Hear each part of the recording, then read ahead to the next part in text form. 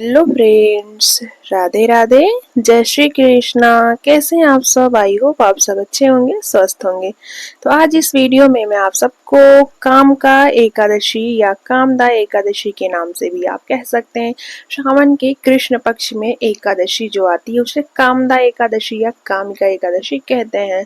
तो कामदा या कामिका एकादशी का व्रत किस दिन करना है, व्रत का पालन कैसे करना है, आपको व्रत के नियम क्या है और कामका या कामिका एकादशी के व्रत को करने से आपको क्या फल मिलने वाला है और व्रत का जो पारण का समय है उस पारण का समय क्या है, तो सारी जानकारी इस वीडियो आपको देने वाली हूँ। एकादशी के व्रत के सारे नियम बताने वाली हूँ, तो आप लोग वीडियो के अंत तक बने रहिएगा। तो आप सभी को मेरी तरफ से आने वाले सावन के कृष्ण पक्ष या सावन की कृष्ण पक्ष की कामिका एकादशी या कामदा एकादशी की अनंत और अनंत शुभकामनाएं। तो चलिए शुरू करते हैं। सावन के जो कृष्ण पक्ष में एकादशी आती है उसको दो नामों से बुलाया जाता है। नंबर 1 है कामदा एकादशी और नंबर 2 है कामिका एकादशी। कामदा एकादशी के जो इंसान पूजा करता है उसे देव, किन्नर, नाग और पितरों का पूजन का फल मिलता है। यानी कामदा एकादशी की पूजन करने से देव, किन्नर, नाग और पितरों का पूजन हो जाता है। व्रत के प्रभाव से जो लोग कामका या कामिका एकादशी का व्रत करते हैं उन्हें नरक में नहीं जाना पड़ता है। तो सोचिए कितनी बड़ी एकादशी है और ये व्रत आपको अवश्य करना चाहिए। और कामका या कामिका एकादशी ही नहीं, आपको सारी एकादशियों का व्रत करना चाहिए। इस व्रत का जो वर्णन है स्वयं ब्रह्मा जी के पुत्र नारद जी और ब्रह्मा जी ने स्वयं वर्णन किया है कि जो लोग कामिका एकादशी का व्रत करते हैं उन्हें नरक में नहीं जाना पड़ता है। और जो लोग एकादशी का व्रत करते हैं भगवान विष्णु के अत्यंत प्रिय होते हैं। तो आपको समझ में आ गया होगा कि एकादशी की कितनी बड़ी महिमा होती है। तो आप लोग कोई व्रत करें या ना करें, लेकिन आपको एकादशी का व्रत अवश्य करना चाहिए। एकादशी का अपने आप में बहुत ही महत्व होता है। और एकादशी को व्रत का नियम क्या है, तो चलिए बताते हैं। एकादशी जो लोग, जैसे कि आपकी कोई मनोकामना है नहीं पूरी हो रही, तो आप लोगों को एकादशी का व्रत अवश्य ही करना चाहिए। लेकिन व्रत को करने से तुरंत ही फल नहीं मिलता है। व्रत को धैर्य पूर्वक करते रहिए, निष्ठा बनाए रखिए, तभी आपको बहुत कुछ मिलने वाला होता है। थोड़ा आपको धैर्य बनाए रखना है, बाकी सारी मनोकामनाएं आपको सब कुछ एकादशी के व्रत करने से मिल जाता है। एकादशी का जो व्रत होता है 3 दिन के व्रत की श्रेणी में आता है।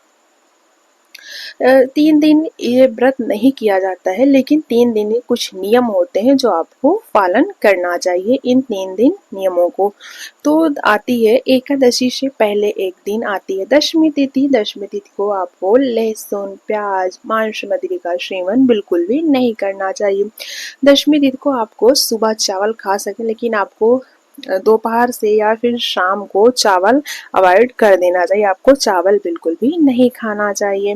और आपको दशमी तिथि के दिन संपूर्णतः ब्रह्मचर्य का पालन करना चाहिए। एकादशी को हो सके तो आप लोग बाल धुल लें। हो सके क्या, एकादशी के दिन आपको बाल नहीं धुलना है, लेकिन आपको दशमी एकादशी के एक दिन पहले आती दशमी तिथि, आपको दशमी तिथि के दिन ही आपको बाल धुल लेना चाहिए। एकादशी के दिन बाल नहीं धुलना चाहिए। इस नियम को भी आपको जानना आवश्यक है। और आती है दशमी तिथि के दिन आपको सूर्यास्त हो सके तो सूर्यास्त के बाद आप भोजन ना करें। लेकिन अगर ऑफिस जाते हैं, लेट लपेट आते हैं, तो इसमें आपको प्रॉब्लम हो सकती है। तो आप ऐसे में फलाहार, अगर आपका सामर्थ्य है तो फलाहार आप दशमी तिथि के शाम को फलाहार ले सकते हैं। और नहीं उसमें भी दिक्कत है आपको, तो आप बिना लहसुन प्याज की सब्जी बना लीजिए, उसके बाद आप सब्जी रोटी खा सकते हैं। लेकिन अगर सामर्थ्य है तो शाम को भोजन ना करें तो बहुत ही अच्छा होगा। यानी सूर्यास्त के पहले आप भोजन ग्रहण कर लें। सूर्यास्त के बाद अगर आप कुछ भी ग्रहण कर रहे हैं तो आप ध्यान रखें, फलाहार यानी फ्रूट्स वगैरह खा सकते हैं, दूध, फ्रूट्स खा सकते हैं। ये हो गया दशमी तिथि का नियम। अब आती है एकादशी के दिन। एकादशी के दिन आप सुबह उठ जाइए, ब्रह्म मुहूर्त में आप दैनिक कार्यों यानी घर के काम काज को निपटा लीजिए। फिर उसके बाद स्नान करिए। स्नान में आपको गंगा जल, काला तिल, कच्चा दूध, मिलाकर स्नान करना चाहिए। आपको खाली पानी से बिल्कुल भी स्नान नहीं करना है, इस चीज़ का भी ध्यान आपको रखना है। उसके बाद आपको स्नान करने के बाद आपको पीला वस्त्र अवश्य धारण करना चाहिए, क्योंकि हमारे विष्णु भगवान को पीला कलर अत्यंत प्रिय होता है, इसलिए हमें एकादशी के दिन पीला वस्त्र धारण करना चाहिए। और अगर आपके घर में लड्डू गोपाल है, सालिग्राम है, तो एक नियम बना लीजिए कि आपको इस दिन एकादशी के दिन या फिर कोई भी फेस्टिवल हो तो आपको पंचामृत से स्नान कराना चाहिए। तो हमारे लड्डू गोपाल को भी इस दिन पीला वस्त्र अवश्य ही धारण कराना चाहिए और पंचामृत से स्नान कराना चाहिए। तो ये हो गया एकादशी के सुबह का। अब सुबह हम आते हैं अपने पूजा स्थल में। पूजा स्थल में आते हैं तो अगर लड्डू गोपाल हैं तो उन्हें प्यारे प्यारे हाथों से उठा देते हैं, ताली बजाकर या घंटी बजाकर। उसके बाद हम सभी भगवान को, अगर हमारे यहाँ विष्णु भगवान है या फिर युगल जोड़ी सरकार है, तो उनको भी स्नान एकादशी के दिन अवश्य ही कराना चाहिए। हम युगल जोड़ी सरकार को डेली स्नान नहीं करा पाते हैं, लेकिन एकादशी के दिन आपको अवश्य स्नान कराना चाहिए। इस चीज़ का ध्यान आपको जरूर देना है। लड्डू गोपाल को तो डेली स्नान करा सकते हैं, छोटे से होते हैं, लेकिन युगल जोड़ी सरकार को हम डेली स्नान नहीं करा सकते, लेकिन एकादशी के दिन आपको अवश्य स्नान कराना चाहिए। या फिर आपके विष्णु भगवान की कोई भी मूर्ति है तो उन्हें भी इस दिन पंचामृत से जरूर अभिषेक करना है, सालिग्राम है तो उन्हें भी। उसके बाद हमें, जैसे आप पूजा पाठ करते हैं, पूजा पाठ कर लीजिए।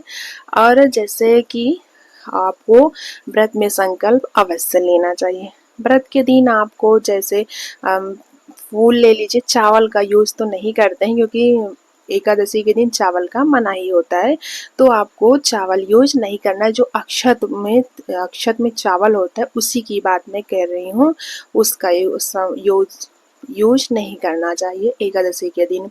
अब आती है बात संकल्प लेने की, तो आपको संकल्प अवश्य लेना चाहिए, क्योंकि बिना संकल्प के व्रत अधूरा होता है।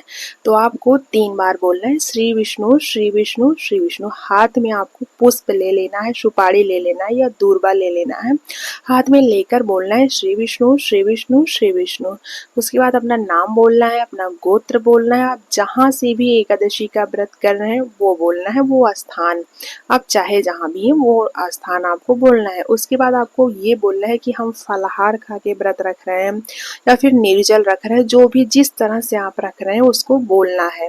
तो ये हो गया आपका संकल्प। आपको संकल्प अवश्य लेना चाहिए, क्योंकि बिना संकल्प के व्रत अधूरा माना जाता है। तो आपको संकल्प लेना है। उसके बाद हर एकादशी जो आती है उसमें एक कथा अवश्य आती है, तो आपको हर एकादशी की कथा, जैसे कामदा एकादशी है, इसे कामदा या कामिका एकादशी कहते हैं, तो पुस्तक आती है, तो कामदा या कामिका एकादशी आपको पढ़ लेना है या सुन लेना है। और पुस्तक नहीं है तो यूट्यूब पे हमारे चैनल पे भी या अदर चैनल पे भी आपको कहानी मिल जाएगी, तो आपको वहाँ से भी सुन लेना है, लेकिन आपको कथा अवश्य सुनना चाहिए या पढ़ना चाहिए। उसके बाद आपको तुलसी माता की इस दिन विशेष पूजा अर्चना करना चाहिए। तुलसी माता, इस दिन आपको तुलसी के पत्ते को नहीं तोड़ना चाहिए। आपको तुलसी के पत्ते को एक दिन पहले ही तोड़कर रख लेना है। तुलसी के पेड़ में भी जल नहीं डालना चाहिए, और कुछ लोग कहते हैं कि डालते भी हैं, तो सबका अपना अपना संप्रदाय है, अपनी अपनी भक्ति है।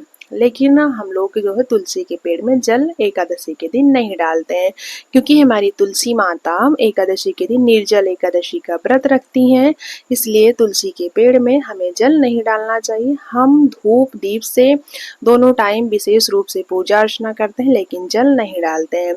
तो इस दिन हमें तुलसी माता की विशेष रूप से पूजा अर्चना अवश्य ही करना चाहिए, दोनों टाइम।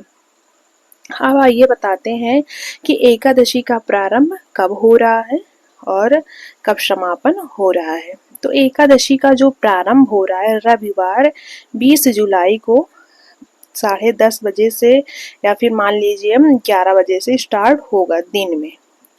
उसके बाद समापन होगा 21 जुलाई को, यानी सोमवार को 9 बजे के आसपास समापन हो जाएगा, जो कामिका एकादशी है। तो ऐसे में जो है उदय तिथि के अनुसार हमें 21 जुलाई को कामिका या कामदा एकादशी का व्रत मिल रहा है। कामदा या कामिका एकादशी का व्रत हमें 21 जुलाई को करना है। उदय तिथि के अनुसार 21 जुलाई को ही यानी सोमवार को ही हमें 21 जुलाई को व्रत रखना है। तो ये चीज़ आपका कंफर्म हो गया कि 20 या 21 को रखना है, तो आपको व्रत जो है 21 को ही रखना है। और पारण जो है वो मंगलवार 22 जुलाई को करना है। पारण जो है 5:30 बजे से लेकर 5:30 से 5:48 तक पारण कर लेना है। पारण का जो समय है बहुत ही कम मिला है, इसके बाद लग जाएगी त्रयोदशी। आपको व्रत का जो पारण होता है द्वादशी में ही पारण करना चाहिए। तो आप लोग इस दिन आपको जल्दी उठ जाना है, 4-4:30 बजे उठ जाइए, नहा लीजिए, पूजा पाठ जल्दी से जल्दी कर लीजिए। 5:48 तक आपको पारण हर हाल में कर लेना है, क्योंकि आप व्रत तो रखते हैं लेकिन जो व्रत का पारण है उसे आपको मुहूर्त में ही करना चाहिए, तभी आपके जो व्रत का पुण्य होता है, व्रत का फल तभी आपको मिलता है, वरना आपको व्रत का फल नहीं मिलता। पारण की जो महिमा होती है अपने आप में बहुत बड़ी महिमा है, उसकी अलग से मैं वीडियो डालती रहती हूँ कि पारण का समय क्या है, पारण कैसे करना है, कब करना है, उसकी अलग से वीडियो आप सबको मैं दे दूंगी। तो आपको जो पारण है वो आपको भगवान के जो स्नान कराए हुए पंचामृत यानी अमृत के समान वो हो जाता है, उससे भी पारण कर सकते हैं, चावल से भी कर सकते हैं। और लेकिन आपको समय का विशेष ध्यान रखना है। जो पारण का जब एकादशी आती है, हर एकादशी का अपना अपना अलग महत्व होता है और अलग अलग उस पारण का समय होता है। तो हमेशा मैं आपको प्रोवाइड करती रहती हूँ कि पारण का समय क्या है, कैसे करना है। तो आप लोगों को पारण का जो समय के अंदर दिया गया है, पारण का समय फिर से बता देती हूँ, 5:30 से 5:48 तक पारण का समय है। आपको हर हाल में इस समय के बीच आपको पारण कर लेना है, तभी आपको व्रत का जो पुण्य होगा, आपको व्रत का पुण्य मिलेगा। और ये जो एकादशी का व्रत होता है उसमें रात्रि जागरण का विशेष महत्व होता है। अब ये नहीं कि आप रात में जग रहे हैं, अश्लील वीडियो देख रहे हैं, ये आपको बिल्कुल नहीं करना है। आपको अगर रात्रि जागरण का मतलब होता है रात में जगिए, उसके बाद आप भक्ति भजन, आप 2-3 लोग मिलकर भक्ति भजन करते रहिए, ऐसे में रात गुजारिए, उसे रात्रि जागरण कहते हैं। तो कामिका और कामिदा एकादशी, कामिका या कामदा एकादशी का व्रत 21 जुलाई सोमवार को रखा जाएगा। इस दिन सावन का सोमवार भी पड़ रहा है, तो आप लोगों का 2 दिन का व्रत एक ही दिन पड़ जाएगा। तो आप लोग संकल्प अवश्य ले लीजिएगा व्रत का। सावन का भी व्रत है और एकादशी का भी व्रत है। बहुत सारी माताएं और बहनों का एकादशी का व्रत होगा, बहुत सारी का सोमवार का व्रत होगा। तो आप लोग व्रत रखिएगा और अच्छे से पूजा पाठ करिएगा। मिलते हैं नेक्स्ट वीडियो में। राधे राधे, जय श्री कृष्णा। राधे राधे, जय श्री कृष्णा।